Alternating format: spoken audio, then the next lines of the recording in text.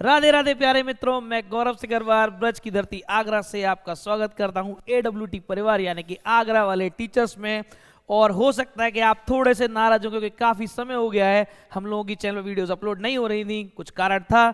लेकिन आने वाले समय में आप परेशान ना हो, आपको रेगुलर वीडियोस देखने को मिलेंगी क्योंकि बोर्ड की तैयारी आपकी हमें करानी है और बोर्ड के एग्ज़ाम पास में आ रहे हैं। तो आपका समय व्यर्थ ना करते हुए मैं SST की क्लास का जो लास्ट लाइव में टॉपिक छूटा था फिर आपका नेशनलिज्म इन इंडिया यानी कि भारत में राष्ट्रवाद, उसको भी शुरू करने वाला हूं। तो राष्ट्रवाद की भावना को देखते हैं, किस तरह की भावनाएं होती हैं, किस तरह से काम करती हैं और भारत में राष्ट्रवाद की जो भावनाएं थी वो अपने उच्चतम स्तर यानी कि हायर पॉइंट पर कब पहुंची और किस तरीके से आज भारत विश्व में सबसे बड़ी शक्तियों, चाहे वो आर्थिक हो या सामाजिक हो, उनमें 70 साल के अंदर अंदर सबसे आगे बढ़ा है। तो चलिए आपकी क्लास को आज शुरू करते हैं। तो सबसे पहले हम बात कर रहे थे राष्ट्रवाद की, और मैंने आपको बताया भी था कि जब मैं राष्ट्रवाद की बात कर रहा हूं तो इसका मतलब ये है कि हमारे अंदर की वो आइडियोलॉजी, वो हमारे अंदर का भाव जो हमें हमारे परिवार, हमारे रिश्तेदार, हमारे क्षेत्र, इससे ऊपर रख के देश सेवा के बारे में सोचने की बात करता है और देश के प्रति आपके सर्वस्व कर्तव्य के बारे में बात करें, और इसी चीज को हम बोलते हैं राष्ट्रवाद। इसका सबसे अच्छा एग्जाम्पल मैं आपको बता रहा हूं। एक सैनिक, किसान का बेटा होता जाता सैनिक, 40 से 50 हजार की सैलरी, लेकिन इतनी खतरनाक जॉब कि कहां बैठा है, हरियाणा का बालक है, यूपी का बालक है, लेकिन कहां पर है, बिल्कुल जम्मू कश्मीर के बॉर्डर पे होगा या राजस्थान के बॉर्डर पे होगा, और अपने घर परिवार से दूर सिर्फ और सिर्फ राष्ट्रवाद की भावना को लेकर के सेना में भर्ती होता है और उसके लिए वो बड़े खुशी से शहीद भी हो जाता है। और यही जो भावनाएं होती हैं इसी को राष्ट्रवाद कहते हैं। इसमें अच्छे से अच्छे परिवारों के बच्चे भी आते हैं, और सेना भारत में नौकरी नहीं है बल्कि सेना भारत में कर्म पूजा है, जिसको बच्चे एक सपना लेकर के आते हैं कि हमें इस सेना में भर्ती होना है, चाहे सैलरी कुछ भी हो, बस उन्हें अपना कर्तव्य निभाना है। और यही होती है राष्ट्रवाद की भावना, और इसी भावना के साथ सैनिक भी लड़ता है, वैज्ञानिक भी लड़ते हैं, आप और हमारे जैसे टीचर और स्टूडेंट भी लड़ते हैं, और एक भारत के सच्चे भविष्य को बनाने के लिए हम सब एक होकर के कार्य करते हैं। इसीलिए ये भारत जो है बहुत ही ज़्यादा आगे बढ़ता जा रहा है और अपना नाम पूरे विश्व के पटल पे भेजता जा रहा है। तो यही है राष्ट्रवाद की भावना, और इस भावना को बढ़ाने का काम मैंने आपको बताया था कि 1905 के बंग भंग आंदोलन के बाद बढ़ गया था। लेकिन एक ग्लोबल लीडर हमारे पास में आए थे, महात्मा गांधी, जिन्होंने अफ्रीका में अपने सत्याग्रह से धूम मचा दी थी। और जब वो भारत में आते हैं 1915 9 जनवरी के दिन मुंबई के तट पर जब उतरते हैं तो लोगों की आंखों में एक उम्मीद थी, एक ऐसे नेता का चयन हो चुका था जो सीधे तौर पर अंग्रेज हुकूमत से बात करता था, और उसकी बात को पूरे भारत का प्रत्येक वर्ग, प्रत्येक नागरिक, जो भी व्यक्ति भारत से जुड़े हुए थे उनकी बात को सुनते थे। और उन्होंने अंग्रेज सरकार को अहिंसा और सत्य के बल पर ये बातें बताई कि आपका विरोध हम करते रहेंगे और आपको गलत चीज़ों पर टोकते रहेंगे और आपको उसका भुगतान करना पड़ेगा। और ये चर्चा हम पिछली क्लासेस में कर चुके थे, आपके पास वो वीडियो अवेलेबल है हमारे चैनल पे, आप ज़रूर देखिएगा। और चलिए अब आगे की बात करते हैं, क्या हुआ था राष्ट्रवाद में। तो आपको यहाँ पे दिख रहा होगा रॉलेट एक्ट 1919। तो जब मैं राष्ट्रवाद की भावना की बात कर रहा हूँ तो क्योंकि जो उपनिवेशवादी लोग थे, जो कॉलोनी के आपके उस पर लोग बात कर रहे थे, तो जो उपनिवेशिक लोग होते हैं उन्हें नहीं पसंद है कि कोई उपनिवेश उनका जो है वो अपने आप को स्वतंत्र घोषित करे, क्योंकि कच्चे माल की आपूर्ति सारी की सारी यहीं से होती है। तो इस कंडीशन में आपके लिए तो राष्ट्रवादी भावनाएं थी, लेकिन ब्रिटेन की जो सरकार थी उसके लिए ये भावनाएं राष्ट्र विरोधी थी। और यही कारण था कि ये इस पावर को कुचलना चाहते थे, क्योंकि 1917 के चंपारण आंदोलन, माफ कीजिएगा, चंपारण आंदोलन, 1917 के चंपारण आंदोलन, 18 के खेड़ा आंदोलन, अहमदाबाद मिल मजदूर आंदोलन में गांधी जी ने साबित कर दिया था कि जो देश की जनता है अब वो समझदार हो चुकी है और आपके द्वारा दिए जा रहे प्रपंचों को वो बहुत ही अच्छे से समझती है। और यही कारण था कि देश में युवाओं की संख्या थी, जो लोग प्रबुद्ध जन थे, खास करके मिडिल क्लास, वो इस राष्ट्रवाद की भावना से जुड़ी हुई थी और वो लगातार अपने देश के प्रति और अंग्रेज सरकारों की जो काम हो रहे थे उनकी आलोचना करती आ रही थी। और एक तरह का आप ये मान के चलिए तूफान के पीछे की शांति थी जो इकट्ठी हो रही थी और अंग्रेज सरकार इससे डर चुकी थी। और इसी डर से इन्होंने 1919 में एक एक्ट लेके आए जिसको सर सिडनी रॉलेट के नाम पे रॉलेट एक्ट के नाम से जाना जाता है, लेकिन भारत में इसको काला कानून के नाम से ज़्यादा जाना गया। सबसे पहले आपका रॉलेट एक्ट के बारे में पढ़ते हैं कि ये रॉलेट एक्ट क्या था। तो ये रॉलेट एक्ट पास हुआ था 1990 में। राष्ट्र विरोधी गतिविधियां अगर किसी व्यक्ति की होती देखते थे तो इसमें ये प्रावधान किए गए थे कि आप किसी भी व्यक्ति को कैद कर सकते हैं आने वाले 3 साल के लिए। और इसमें आपको ना तो ये बताया जाएगा कि आपकी गलती क्या है, आपको ये भी नहीं बताया जाएगा कि आपके खिलाफ शिकायत किसने की है, और ना ही आपके पक्ष को सुना जाएगा। इसीलिए इसको बिना अपील, नाम ध्यान रखिएगा, क्या क्या नाम दिया गया,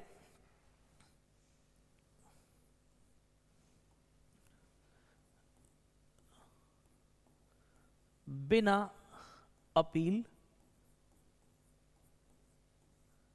बिना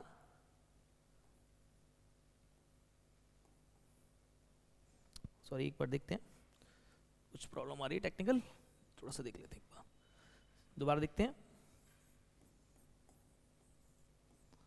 बिना अपील,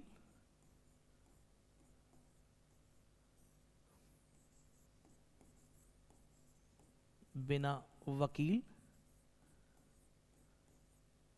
और बिना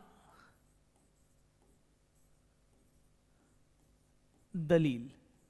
दलील यानी कि आप कोई रिट दायर नहीं कर सकते, अपने बचाव में कुछ नहीं कह सकते, आप अपने बचाव में ये भी नहीं बोल सकते कि मेरी गलती नहीं है, आपको कोई वकील भी नहीं मिलेगा और आप इस चीज़ के को अप्लाई भी नहीं कर सकते कि आपने कोर्ट ने गलत फैसला दिया है। तो इसको कॉमन रूप से काला कानून बोला गया। क्या बोला गया? काला कानून। वो वाकई में काला कानून था। आप सोचिए, इमेजिन कीजिए आज के समय में कि आप रास्ते में जा रहे हैं और आपकी किसी पड़ोसी से लड़ाई हो रखी है और उसने आपको बोल दिया कि साहब ये राष्ट्र विरोधी गतिविधियों में लगा हुआ है, और थाने में चुपचाप जाके एप्लीकेशन दिया है। तो मुझे तो ऐसा लगता है कि भारत की आधी से ज़्यादा जनसंख्या जो है वो इसी एक्ट के तहत अब तक जेल में पड़ी होती, तो ये भी कंडीशन हो सकती थी। तो इसको काला कानून के नाम से ज़्यादा जाना गया। और वैसे इसका नाम तो रॉलेट एक्ट, हम कॉमन लैंग्वेज बोलते हैं कि रॉलेट एक्ट है, 1990 में आया, सर सिडनी रॉलेट जो थे इसको लेके आए, लेकिन इसका वास्तविक नाम था the anarchical and revolutionary crime act of 1919, यानी कि अराजकता का कानून अधिनियम 1919, जिसको अपराध माना गया। और इसमें क्या किया गया, इसने गवर्नमेंट को इतनी सारी पावर दी, उन्होंने गवर्नमेंट को अलाउ किया कि आप किसी भी पॉलिटिकल एक्टिविस्ट को, जो भी पॉलिटिकल एक्टिविस्ट है, कोई भी राजनीतिक कार्यकर्ता है, आप उसको पकड़ सकते हैं और उसको आपको ये सब चीज़ बताने की जरूरत नहीं है। अगर वो राष्ट्र विरोधी गतिविधि कर रहा है या आपको लगता है कि वो राष्ट्र विरोधी गतिविधि कर रहा है तो आपको इसको पकड़ के रख के सजा देने का अधिकार दिया हुआ है। अब जब ये प्रॉब्लम हुई तो इसका शुरुआत भी हुई, टेस्टिंग भी हुई इसकी। तो टेस्टिंग कुछ इस तरह से हुई कि महात्मा गांधी जी ने इसका विरोध किया काफ़ी। एक टाइम था, उन्होंने 6 अप्रैल को इस चीज़ को लेकर के विरोध किया, दर्ज किया 1919 में। फिर जो क्या कहते हैं वायसराय थे, उनके घर पे भीड़ चली गई, पथराव होने लगा। फिर 10 अप्रैल को गांधी जी ने फिर आह्वान किया कि चलिए हम लोग इकट्ठे होते हैं और इस एक्ट का विरोध करते हैं। यही आह्वान जब पूरे देश में किया गया तो पंजाब से 2 बड़े लीडर, उनको रॉलेट एक्ट के तहत गिरफ्तार किया गया और उनके 2 नाम थे वो याद रखिएगा, सैफुद्दीन किचलू। कौन कौन से नाम थे? सैफुद्दीन किचलू और डॉक्टर सत्यपाल मलिक। पंजाब के कुछ प्रमुख राष्ट्रवादी नेताओं में से एक थे। तो इनको जब गांधी जी का 10 अप्रैल को आह्वान हुआ कि चलिए रॉलेट एक्ट का हम विरोध करते हैं, इसका सत्याग्रह करते हैं, तो उस सुरक्षा के मद्देनजर इनको गिरफ्तार कर लिया गया। और पूरे पंजाब में धारा 144, कौन सी धारा 144, ये धारा 144 लगा दी गई। और ये अब तो खैर बीएनएस में कन्वर्ट हो चुकी है, भारतीय न्याय संहिता में उसको दूसरी धारा के नाम से जाना जाता है। लेकिन इसका मतलब ये था कि अगर आप कहीं पे भी 5 लोग इकट्ठे होते हो तो ये माना जाएगा कि आप सरकार का विरोध करने के लिए इकट्ठे हो रहे हो। लगभग कर्फ्यू जैसी स्थिति आप बोल सकते हो, कर्फ्यू ही बोल सकते हो आप इसको एक तरह से। तो ये लगा दी गई, और अगर आप उस जगह पे इकट्ठे होते हो तो सरकार के खिलाफ आपका ये दोषारोपण माना जाएगा और आपके खिलाफ कठोरतम कार्रवाई हो सकती है। ये बात जो थी इस धारा 144 में थी।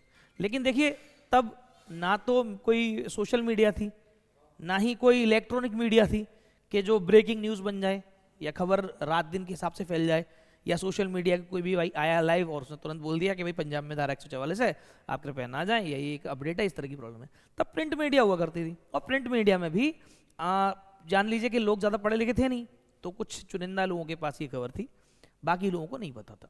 लेकिन एक काला दिन आया, वो काला दिन मैं इसलिए बोल रहा हूँ क्योंकि वो काला दिन था जलियांवाला बाग हत्याकांड, और ये हुआ था आपका 13 अप्रैल 1919 को। पंजाब में सबसे पवित्र जगह है अमृतसर। पंजाब में सबसे पवित्र जगह है अमृतसर, और अमृतसर में और पंजाबियों का या सिखों का सबसे पवित्र या सबसे अच्छा त्यौहार जो होता है वो बैसाखी, क्योंकि गेहूं के लहलहाते हुए खेत, इस समय गेहूं की फसल काटी जाती है, और पंजाब को पता ही है कि आप ये मान के चलिए कि यूपी और पंजाब धान के और गेहूं के आप कटोरे बोल सकते हो, या ये अनाज के सबसे बड़े प्रोड्यूसर्स बोल सकते हो आप इन्हें।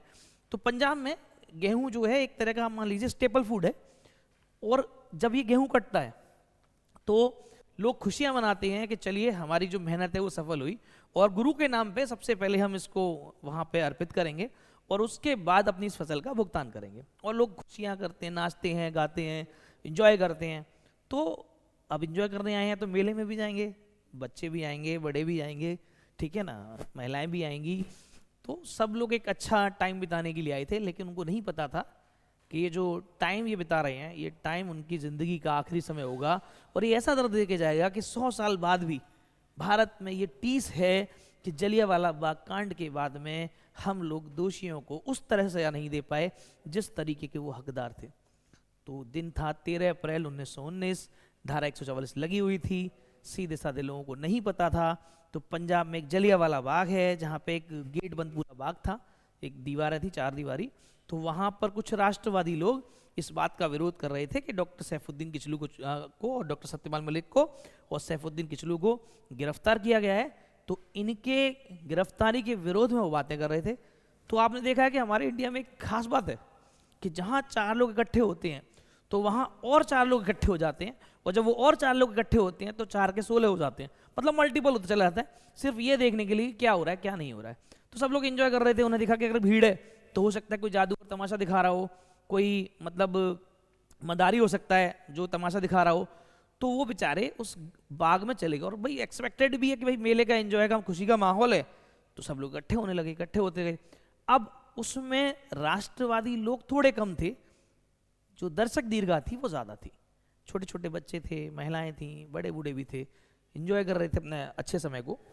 और अचानक से दरवाज़ा बंद होता है, और दरवाज़ा बंद होने के बाद में उस दरवाजे को जैसे ही बंद किया जाता है, तुरंत उस दरवाजे के साथ साथ दरवाज़ा जैसे ही बंद हुआ एक सेना आती है, और वो सेना सीधे उन निहत्थे लोगों पे अटैक करती है और इतनी गोलियां चलाती है जिसकी कोई सीमा नहीं थी। दीवारें छलनी हो चुकी थी, लोग बचने के लिए पता नहीं कहाँ कहाँ भग रहे थे।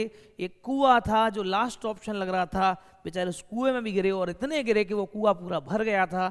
दीवारें छलनी हो गई थी, जो जितने ऊंचे जा रहा था उसको उतनी ही तेज गोली मारी जा रही थी। और ऐसा माना जाता है कि लगभग 1200 से 1300 जो व्यक्ति था, जो निहत्थे गरीब लाचार लोग थे, बच्चे थे, बूढ़े थे, महिलाएं थी, वो सारे मारे गए। और इसका जो श्रेय लोगों ने, अंग्रेजों ने इस तरह से दिया कि देखिए हमारी सरकार के खिलाफ इस तरह की बातें हो रही थी और हम लोगों ने ये मार के एक बहुत अच्छा काम किया, और वाकई में इसको रिवॉर्ड भी दिया गया, इसको रिवॉर्ड भी दिया गया।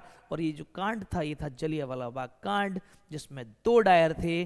पहला था जो सीधे तौर पर चढ़ा हुआ था, उसका नाम याद रखिएगा, General Reginald Edward Harry Dyer, या आर डायर के नाम से इसको बहुत ज़्यादा जाना गया। रेजिनाल्ड हैरी डायर यानी कि आर डायर, क्या बोल सकते हैं आप इसे, आर डायर।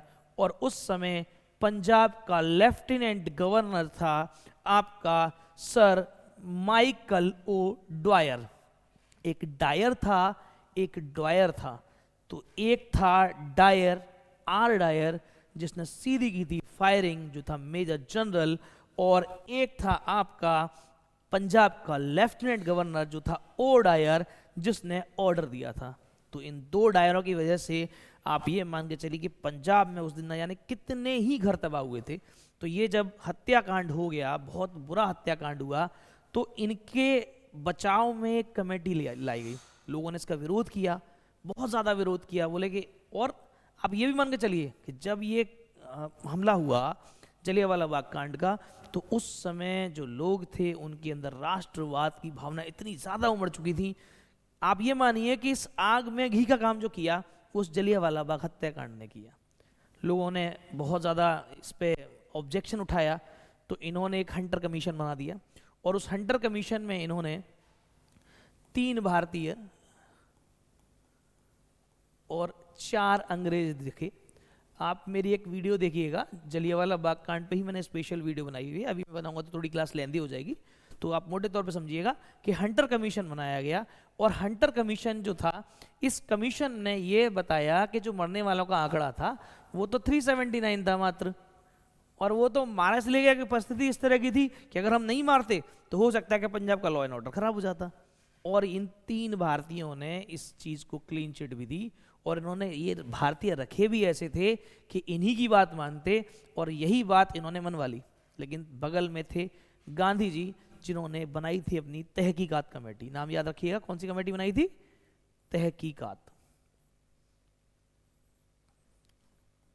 तहकीकात समिति, जिसके अध्यक्ष थे महामना मदन मोहन मालवीय। और इन्होंने ये बताया कि जो मरने वालों का आंकड़ा है वो लगभग 1100 से 1300 के बीच में है। लेकिन सरकार ने जब इनकी बात को नहीं माना, सरकार से इन्होंने कहा कि भैया ये कठोर कार्रवाई हुई है, आप इस पे कुछ तो बात कीजिए, आप एक्शन क्यों नहीं ले रहे हो? आप तो एक्शन ले ही नहीं रहे हो, बल्कि आपने तो ये बोल दिया कि 379 पीपल मारे गए, लोग मारे गए, और भैया ये परिस्थिति इस तरह की, डायर ने मारा है, और आप तो डायर का महिमा मंडन कर रहे हो। आप मतलब आप क्या समझ रहे हो? आप हमारे ही उपनिवेश में रहोगे और हम नहीं मारोगे, और आप कार्रवाई भी नहीं करोगे बल्कि उसका महिमा मंडन करोगे। इस बात का गुस्सा पूरे देश में भरा हुआ था। देश को सिर्फ ये चाहिए था कि कैसे भी करके अंग्रेजों को हटा दिया जाए, और उसको लेकर के आगे एक बहुत बड़ा आंदोलन हुआ, उस पर भी हम चर्चा करेंगे। फिलहाल ये देखिए वो पवित्र भूमि जहाँ पर ये निर्दोष लोग मारे गए, और आज भी ऐसा माना जाता है कि वहाँ की मिट्टी लाल है। और सही बात है, भारत के जब इतने लाल शहीद होंगे तो मिट्टी का लाल होना तो लाजमी है। तो आगे बढ़ते हैं, देखते हैं असहयोग आंदोलन 1990 से 1922। जब मैंने आपको बताया कि सरकार का, जब इन्होंने, गांधी जी ने तहकीकात कमेटी बनाई और उनकी भी कोई बात नहीं मानी गई, तो गांधी जी ने भी कह दिया कि जब आप हमारा सहयोग नहीं कर रहे हैं, जबकि हमने आपको फर्स्ट वर्ल्ड वॉर में अपने सैनिक दिए थे, 1.5 लाख से ज़्यादा सैनिक गए थे, 70 से 75 हज़ार के बीच में सैनिक मारे गए थे, लगभग इतने ही घायल भी हुए थे, युद्धबंदी भी बनाए गए थे, हमने तब आपका साथ दिया, और अब आपने हमारे संग क्या किया? आपने हमारे ही नागरिकों को मारा, जान से मारा, और बहुत ही निर्दयता से मारा। और आप अभी भी यही कर रहे हैं, आप अभी भी इनका महिमा मंडन कर रहे हैं। तो अब आपका कोई भी सहयोग हम नहीं करेंगे, नहीं करेंगे और नहीं करेंगे।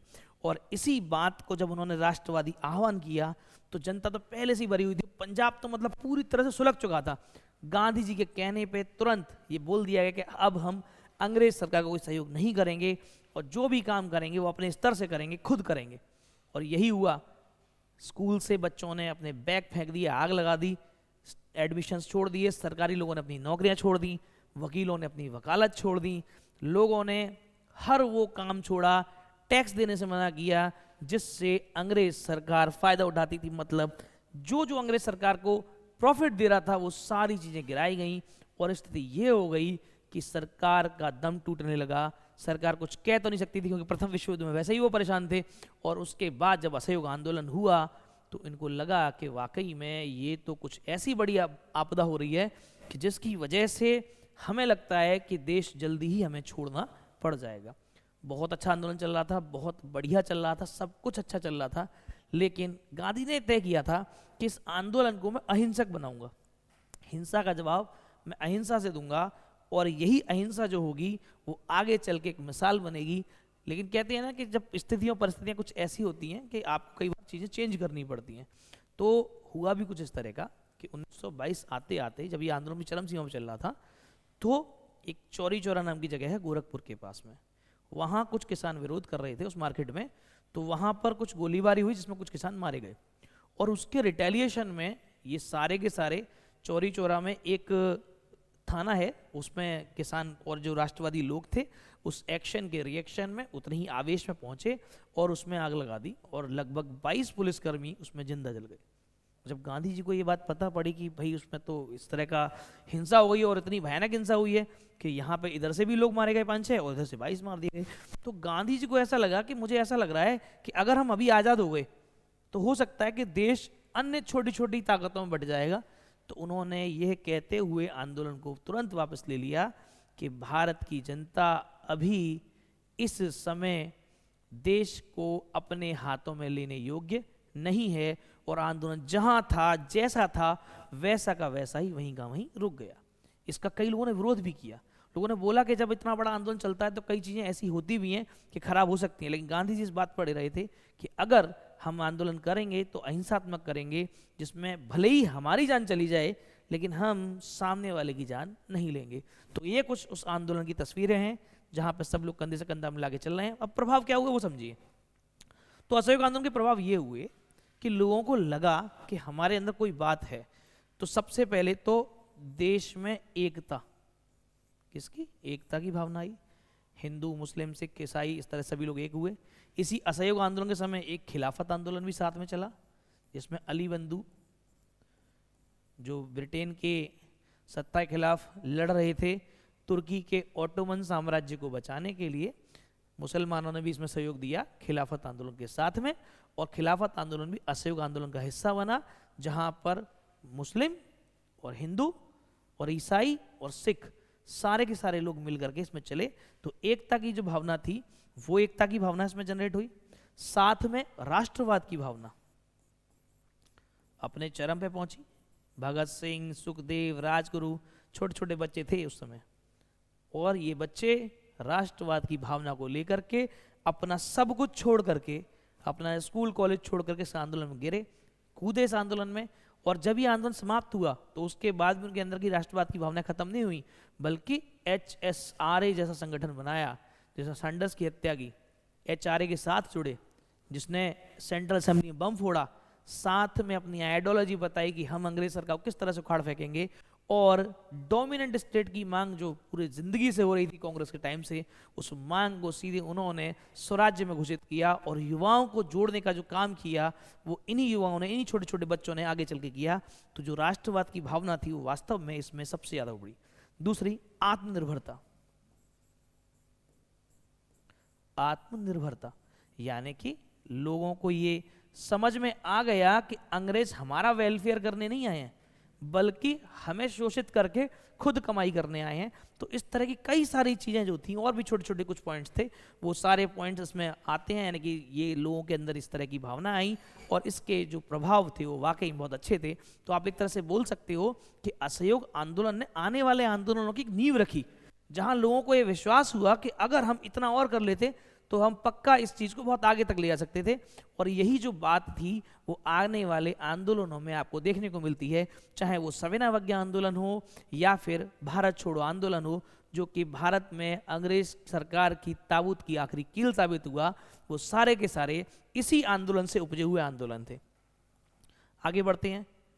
फिर राष्ट्रवाद की जो भावनाएं उभर रही हैं, तो लोगों में छोटी छोटी चीज़ें जो थी वो बढ़ती जा रही हैं। अब छोटे छोटे कुछ अलग अलग क्लैशेज हो रहे हैं, लेकिन एक बड़ा क्लैश फिर से हुआ, और वो क्लैश था गांधी जी का सविनय अवज्ञा आंदोलन। जब सब शांत हो गए तो फिर से अंग्रेज हुकूमत अपने हिसाब से सारे काम करने लगी। तो गांधी ने कुछ 11 सूत्री मांगे रखी थी, जिसमें श्रमिकों को किस तरह का गुजारा भत्ता देना है, लोगों को अपने अधिकारों की रक्षा किस तरह से करनी है, डोमिनेंट स्टेट अगर आप बनाएंगे तो किस तरीके से बनाएंगे, इस तरह की सारी बातें शुरू की गई। और आप ये मान के चलिए कि ये प्रस्ताव भी रखा गया कि अगर आप हमें आप आज़ाद नहीं कर रहे हो तो कम से कम ऐसा तो कर दीजिए कि आपके शोषण को हम कम कर सकें। अगर आप चाहते हो कि उपनिवेश के रूप में हम काम करें तो एक ऐसा उपनिवेश दीजिए जहाँ के नागरिकों को अपने खुद के अधिकार हों और अगर आप उस चीज का दोहन कर रहे हैं तो करिए, कोई दिक्कत नहीं है, लेकिन कम से कम यहाँ के नागरिकों को शोषण ना हो। तो नेहरू रिपोर्ट एक 1928 में मोतीलाल नेहरू जी के द्वारा लाई गई। उस रिपोर्ट में कुछ प्रावधान दिए गए जो कि बाद में अंग्रेज सरकार ने नहीं माने, और इस विरोध में गांधी जी ने दोबारा से एक आंदोलन का आह्वान किया, और इसका नाम था सविनय अवज्ञा आंदोलन। और ये सविनय अवज्ञा आंदोलन था, सिविल डिसोबीडियंस मूवमेंट, ये शुरू हुआ 1930 से, और इसमें भी बिल्कुल असहयोग आंदोलन की तरह ये तय किया गया कि अब हम आत्मनिर्भर बनेंगे। यानी कि आप बोल सकते हो कि आत्मनिर्भरता की सबसे पुरजोर बात जो की गई वो सविनय अवज्ञा आंदोलन में की गई, और इनमें यह तय किया गया कि अब हम उन चीज़ों का पुरजोर विरोध करेंगे जहां से अंग्रेज सरकार सबसे ज़्यादा पैसा कमाती है। और एक समय था जब नमक जैसा, जो आज हम मजाक में कह देते हैं ना कोई चीज़ कि नमक के भाव ले आए, नमक के भाव ले आए, ये नमक था जो अंग्रेजों को सबसे ज़्यादा टैक्स देता था, एक बहुत बड़ा डिपार्टमेंट था। तो सबसे पहले गांधी जी ने इसी डिपार्टमेंट में चोट की, और इन्होंने कहा कि जब हमारे देश का नमक है और हम ही अपने देश का नमक नहीं खा पाएंगे तो हम आत्मनिर्भर कैसे होंगे। और इस बात को आगे ध्यान में रखते हुए इस सविनय अवज्ञा आंदोलन की शुरुआत हुई 1930 में हुई, और एक दांडी नाम की जगह है गुजरात में, एक जिला है, उस जगह पे एक दांडी नाम का एक जगह है, वहाँ से शुरुआत हुई। किस तरह का मूवमेंट था वो समझिएगा कि 12 मार्च, आपको ये डेट याद रखनी है, दांडी मार्च, मार्च मतलब बढ़ना, तो ये तय किया गया कि 12 मार्च को हम लोग आपके अपने आश्रम से, साबरमती आश्रम से निकलेंगे। ये आंदोलन अहिंसक आंदोलन यात्रा होगी, चाहे अंग्रेज सरकार हमें मार दे, कुचल दे, लेकिन ये तय है कि हम दांडी में जाकर के अपना खुद का बनाया हुआ नमक चखेंगे जरूर। तो इसी तरह की दिमाग में रखते हुए, इस चीज़ों को दिमाग में रखते हुए गांधी जी के 78 कार्यकर्ता साथ में रहे, उनके 78 कार्यकर्ता जो थे उनके साथ में रहे। उनको ये सब पता था कि हो सकता है कि हमें मार दिया जाए, हो सकता है हमें गिरफ्तार किया जाए, हो सकता है हमें कुचल दिया जाए बुरी तरह से, लेकिन ये पक्का था कि अगर हम में से एक भी वहाँ पहुँच गया तो दांडी मार्च हमारा सफल हो जाएगा। 241 किलोमीटर की दूरी, लगभग 350 किलोमीटर कुछ बैठता है, तो उस दूरी को गांधी जी ने लगभग 24 दिन में तय किया। औसतन आप ये मान के चलिए 241 मील की जो दूरी है, सॉरी, तो 241 मील की दूरी लगभग 10 मील प्रतिदिन चले। आप ऐसे मान लीजिए कि 15 से 16 किलोमीटर पर डे चले गांधी जी और गांधी जी के कार्यकर्ता। और कब पहुंचे? 6 अप्रैल 1930 को ये गुजरात में दांडी नाम की जगह पे पहुंचते हैं, देश का नमक चखते हैं। और नमक तो हमारे यहाँ मतलब आप समझ लीजिए कि नमक पे तो कितने डायलॉग हैं, नमक हलाल बोल सकते हो आप, साहब मैंने आपका नमक खाया है। तो देश का नमक मतलब देश का कर्जा अपने ऊपर होना चाहिए। तो ऐसा ही कुछ किया गया नमक आंदोलन के तहत, जिसे हम दांडी मार्च बोलते हैं। और जैसे ही गांधी जी ने नमक चखा, पूरा देश उमड़ पड़ा, पूरे देश को लगा कि हाँ गांधी जी अभी भी हैं, गांधी जी की बातें अभी भी मौजूद हैं और गांधी जी अभी भी हमारे लिए बहुत ज़्यादा कार्य कर रहे हैं। तो जो उनकी छवि धूमिल हुई थी थोड़ी सी, वो छवि और उभर के आई। गांधी जी दोबारा से वर्ल्ड लीडर के रूप में उभरे और नमक कानून तोड़ करके अंग्रेज सरकार के मुंह पे सीधा तमाचा जड़ा। और इसके साथ तो फिर लाखों लोग इस आंदोलन से जुड़े। उस समय कुछ 8,000 लोग गिरफ्तार किए गए, जेलों में भरे गए, कई सारे लोगों को मतलब परेशान भी किया गया, लाठी भी चली, घायल भी हो गए सारे लोग। तो इस तरह से देश में जो भी तटीय राज्य थे वहाँ पर नमक आंदोलन हुआ। और साथ में शराब की दुकानों पर विरोध हुआ, नशे की भांग की दुकानों पर विरोध हुआ, अफीम की दुकानों पर विरोध हुआ, विदेशी कपड़ों की होली जलाई गई, सूत काटने का गांधी जी ने सबको बोला कि अपने घर में चरखा रखिए, सूत काटिए, इनको 1 रुपया नहीं देना है, नौकरी छोड़ दीजिए। और लोगों ने उनकी बात मानी और ये काम आगे चलता रहा। फिर वही कुछ समय बाद अंग्रेज सरकार झुकी थोड़ा सा, और झुकने के बाद में उन्होंने इस कुछ इनकी मांगे मांगी। मांगने के बाद में फिर से कुछ थोड़ा सा समय जो है वो जाने लगा। तो इस तरह से गांधी जो हैं अपने आप को रिलायबल रखे रहे और देश में नए जो आंदोलन थे उसकी जो भी चीज़ें थी वो निकल के बाहर आती रहीं और राष्ट्रवाद की भावना दिन दूनी और रात चौगनी तरक्की करती रही। तो ये जो चित्र आप देख रहे हैं ये किसी चित्र कोई परिचय का मोहताज नहीं है, दांडी यात्रा का ये चित्र है। तो दांडी मार्च जब हुआ ये तब का चित्र है। तो आप ये देखिए कि राष्ट्रवाद की भावना कहाँ से शुरू हुई है। 1905 से शुरू होती है, फिर 1919, 1922 में, 1930 में बढ़ती है।